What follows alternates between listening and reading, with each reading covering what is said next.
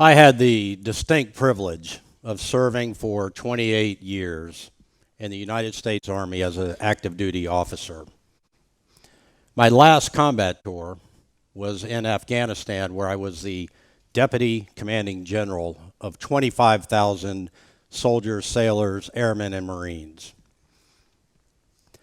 As I transitioned home, one of my soldiers wanted to recount to me a mission that I had given him.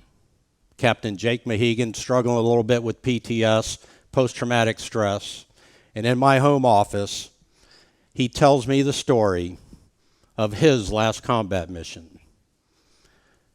He and 7 other men were flying in on the bench seats of small helicopters called Little Birds. I had given him the mission to kill or capture a bomb maker named Commander Hoxha. As the helicopters come into the landing zone, they alight like dragonflies on grass blades. The men are off the helicopters and move into a protected site where they can overwatch the compound that they're attacking. Jake and his men have their night vision goggles on, and so the world is green shaded to them. And the guards look like sleepy avatars. Using silenced weapons, Jake initiates the ambush. Killing all of the guards outside of the compound, he leads an assault force to the back, where they go through the gate, and in the back of the compound, they find Commander Hoxha attempting to flee. Jake wounds him and then flex cuffs him, has him handcuffed, puts him on his back, and they are moving off of the objective. Mission is almost complete. As they're moving to the vehicles, where his best friend and protege, Sergeant Wesley Colgate, is waiting for them to rapidly move them back to safe harbor. Jake makes a radio phone call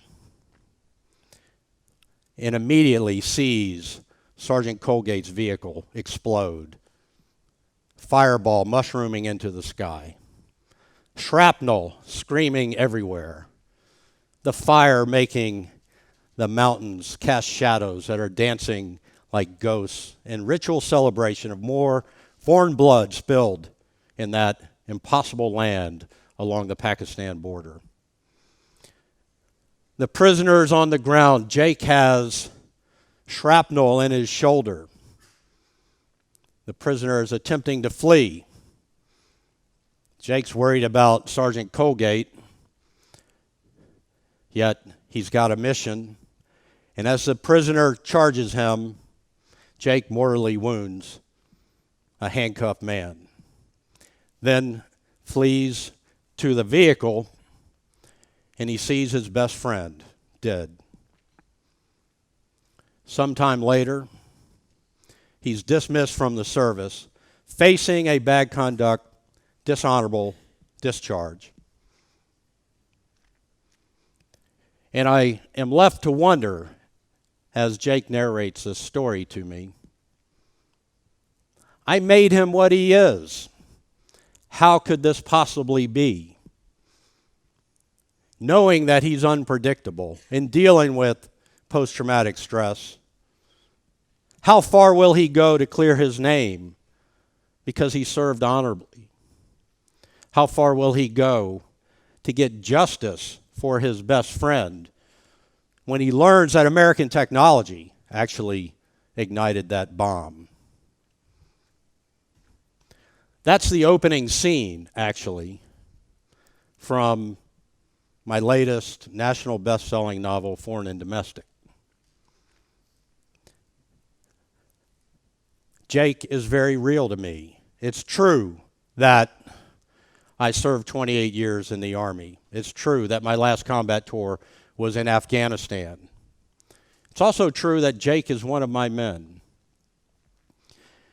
I get often asked, how does a general find creativity? As if there's some operation to remove it with every promotion. Some privates and sergeants would tell you that's the case. Well, for me, I've been one of those kids All of my life, that at elementary school I would go to book fair and I'd come home with an armload of books. And I'd lock my door and I'd escape into the fictional world of the author. And somewhere along the way, I transitioned to actually wanting to produce creativity, wanting to write. I continued to read, I continued to study, but I wanted to write. And what I found is that there's this balance between art and science. You can have all the great ideas, art being ideas and imagination, but you got to have a little bit of science mixed in there. That's process. And so as I began to get into the author business with 5 books published and out on the market today, I've analyzed my process, which includes the art. Where do I get the ideas from? Well, they're surrounding me every day. In combat, where I saw right next to me a soldier get shot in the arm. True story. He spins around like he's hit in a football game, and he gets back up, ties off his own tourniquet, and goes and does his mission. That impacted me in such a way. Those are values: bravery, courage, heroism, teammate, continue the mission. I want Jake Mahegan, my hero, in my novels, to have those qualities. So that's the first thing. Or it could be a teacher who stays with her student after class, sacrificing her own time, because perhaps this student doesn't have the home life that we would want her to have. And so the teacher dedicates herself. She's a professional.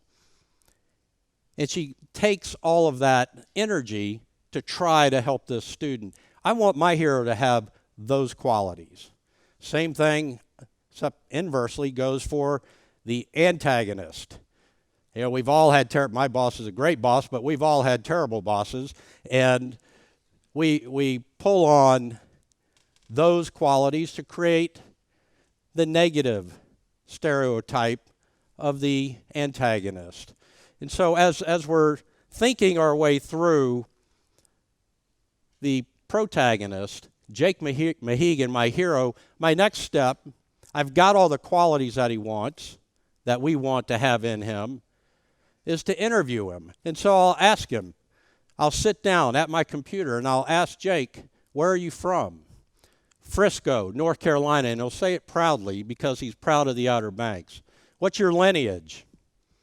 Native American, Croatan, Lumbee. He's proud of that. What makes you mad when the little guy gets the shaft? That tells you something right there. Who do you love? He'll look away because he knows that I know he's been hurt very bad in his life. Then he'll look back at me because Jake Mahegan looks people in the eyes most directly, almost all the time. He's a very direct guy. And he says, whoever I can. And he doesn't mean that in a sarcastic way. He means it in a way that he's been hurt so bad that he knows that he's not going to have much opportunity to love in the future. He's wounded, psychologically and physically. Then I ask him, what's your greatest weakness? Then he'll smile at me and he'll say, having you as my author. And Jack Reacher got lead child. What's up with that? So then I take this interview and I create a biography, a full 5-6 page biography from birth, who his parents are, all the way to present day. And this biography helps make him real to me. And I'll do the same thing for the antagonist and some of the other major characters, because these people need to be real to you as readers. I often get asked, do I know the ending of the story before I begin? And I think you probably know the answer, which is no, because Jake is so real. The antagonist becomes so real.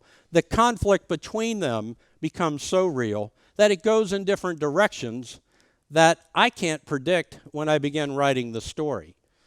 And so you've got these characters that are real, and they have goals, desires, drive, objectives. They're flawed. How can I possibly know how that's going to end? But also, you need some structure. And this is where the science comes in. And so I begin with an outline. And I'll take an Excel spreadsheet and I'll put plot points along the top. The introduction of the protagonist in an exciting and interesting way. The introduction of the antagonist. Conflict created. Love interest introduced. Perhaps the love interest is connected to both the antagonist and protagonist. That's always interesting. And then down the side, I'll have the key players, protagonist, antagonist, love interest, number 1, number 2, number 3.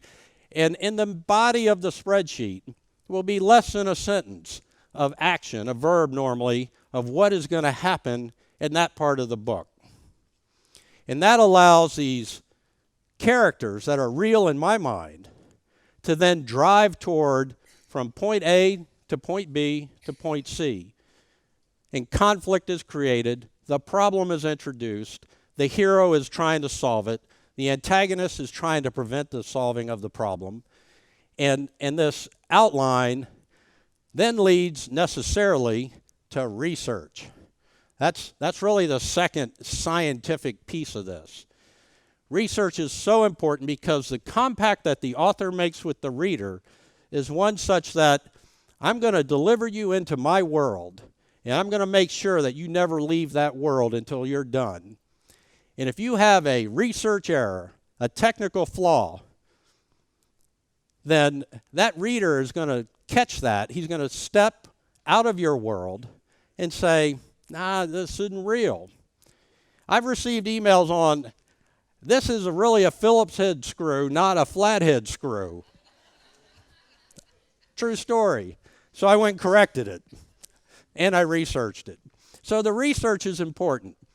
And as I researched my main character, Jake Mahegan, and I looked at the history of the lost colony on Roanoke Island in our beautiful Outer Banks here in North Carolina, I remember as a child going to that outdoor drama. And I left the play with my parents with the distinct impression that the colonists didn't fare too well at the hands of the Croatan Indians. Several years later, I took my children to it, and it's a whole different story. I leave with the distinct impression that the colonists and the Croatan Indians walked peacefully into the night together. And I thought, this is the perfect duality for Jake Mahegan. Is he the defender, or is he so unpredictable that he's unreliable? And that's his struggle as a main character. And as I think about Jake, in the research that I did, that duality helps define his personality. And the last scientific piece, really, no science at all, time management. You've got to be writing. Tom Clancy once said, if you want to be a writer, then write. You've got to be writing to produce a novel or a book or an article. And it's much harder done than said, but I liken it to a marathon. At one point in time, I was doing marathons, triathlons, and I would start about 9 months out, training for whatever marathon I was doing. I'd run a couple of hours a day. Same thing for writing. Every morning or every evening, when I'm in the writing phase, there's 3 phases: writing, editing, marketing. The writing phase for me is about 8 to 9 months.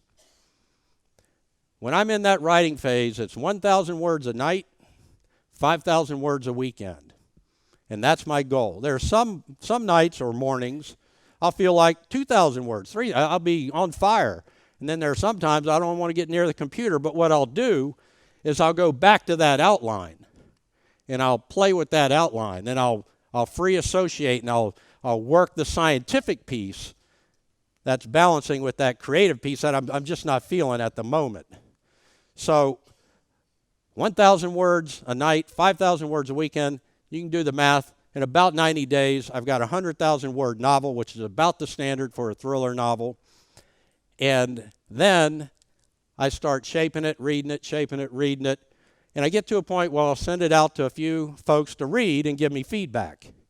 They give me that feedback. Sometimes you don't want to hear it, but you take it, and it always becomes a better book. And then once I'm done with that, I'll shape it and read it and shape it some more, and then I'll send it to my editor, and I will have made the deadline.